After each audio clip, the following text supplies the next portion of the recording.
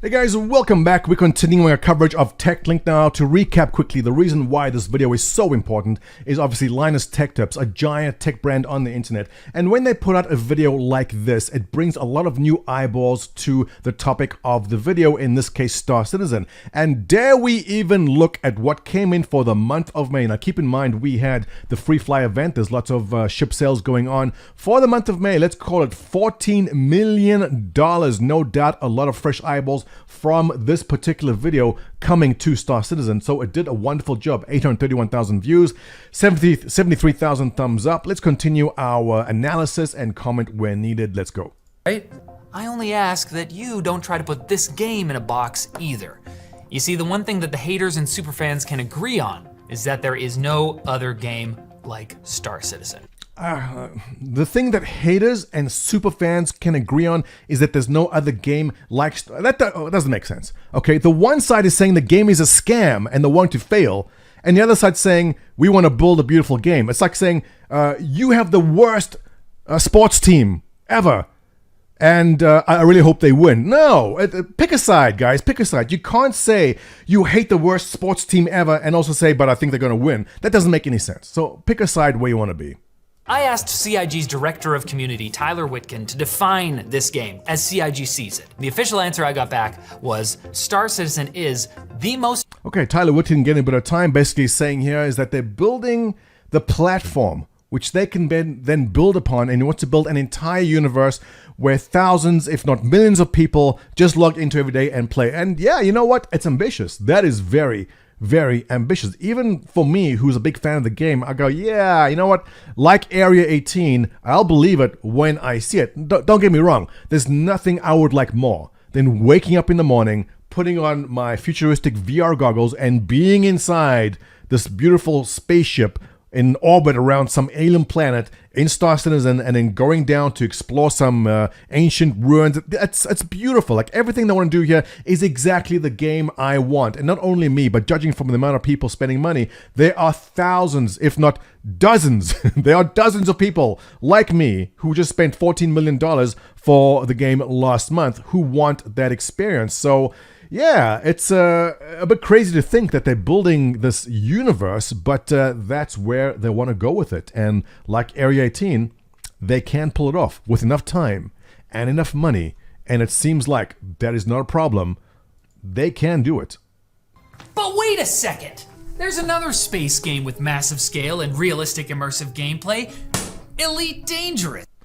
This is a fascinating topic, and I think this is one which will come up for discussion in business schools in decades going forward. You have two different companies here with the same goal. Elite Dangerous wanting to create a universe, Star Citizen wanting to create a universe, but they've gone about it in very different ways. What Elite Dangerous did was they released their bare bones game in 2014. Star Citizen said, you know what? We're not going to release in 2014. We are just going to actually keep on working on the game engine and then release when it's ready. So who made the right decision? And I can tell you, well, I'll give you my personal story. Back in 2014 when Elite came out, I was so excited. By the way, I'm a massive fan of Elite Dangerous. But you start the game in a little Sidewinder, which is the beginner ship, and you basically drop there, and what do? Well, back in the early days, there's no instructions or tutorials, like go. So you go to that station, you pick up waste, you take it to that station over there, and you set up something else, and then you can upgrade your ship as you get more money. And I brought some friends in, and I said, hey guys, check out this game, Elite Dangerous, all right? So we start the game, and you're in the Sidewinder, and they go, all right, they say, what do you do now? I go, well, now you go trade. They go, so where am I? Well, you're the ship. So I'm in the ship? No, you are the ship. At the time, there were no avatars even. The cockpit was empty, if you remember that. And I brought about 5 or 6 friends into Elite Dangerous. And of the 6, 5 dropped out within the first hour, not interested. So here's the problem. If you try a game and it doesn't capture your interest in the first 20 minutes, in the first hour, you are not coming back. How many people tried Elite Dangerous, didn't like what it had to offer them in the first hour, and just never came back, which is very, very sad because Elite Dangerous has gone on to do some beautiful things. Most recently, they've added Odyssey. They've got their fair share of problems. We'll talk about that in a second also. But they've run into issues, and that's this. Star Citizen has parked their car in the garage and is working on the engine. Elite Dangerous said, we're driving, and as we're driving, we'll fix things as we go. So, flat tire, no problem. We'll just kind of go on two wheels here and we'll change the tire and we'll keep on driving. That's the strategy Elite Dangerous has taken. And they've run into issues because if you're playing Odyssey and your friends are not, you are not on the same server now. If I got that, correct me if I'm wrong, Elite Dangerous guys. But they do have their fair share of problems trying to make the engine do what they want it to do while the game is in motion. It is difficult. Star Citizen taking the other side saying, we're going to work on everything first and when it's ready, release it all at once. And I think really when it comes down to, well, at least funding anyway, I don't think Elite Dangerous has managed to raise this kind of money. Star Citizen has. So right now, I would say Star Citizen, even though it's delayed, has probably taken the correct course of action for the long-term health of the game. I didn't want to focus on Roberts in this video, and I still don't. But I can't avoid bringing him up now because so much of what makes Star Citizen whatever Star Citizen is comes from him. Okay, so for the next 6 minutes of this clip, he talks about Chris Roberts and failures he's had in the past. Here's the thing, and forgive me, superfans, but I did not know who Chris Roberts was when I discovered Star Citizen. I had no idea. I've heard of Freelancer. I don't know how I didn't get to play Freelancer when I was younger. I missed it completely. I knew the game existed. I had no idea who Chris Roberts was. All this I discovered when I started following Star Citizen. And look, here's the thing. Every single one of you who's run your own business, any single entrepreneur out there, you have had failures. There's no question about it. Nobody does a thing and succeeds immediately and then continues to succeed in every single thing they do. That just does not happen. People have failures. And Chris Roberts had his fair share of failures in the past.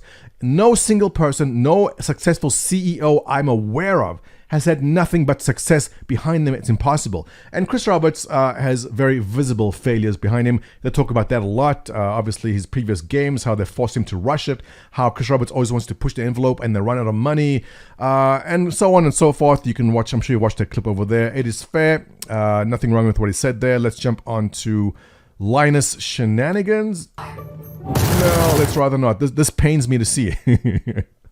It pains me to see what Linus did there. It is difficult to watch. Let's go on to what does it all mean? Technically released. The game's true fans think of themselves as being a part of the development process, not consumers of a product.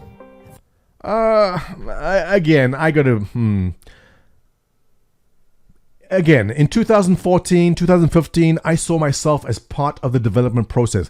We used to be on the forums. When there was a problem, we'd say, hey, devs, the ship door doesn't close, and dev would respond. You feel part of the process then. Now, at this point, with like hundreds of thousands of backers and millions of dollars of hundreds of millions of dollars of funding, I don't feel that I'm part of the process. I don't want to be part of the process. I want to be the consumer of a game. My opinion only.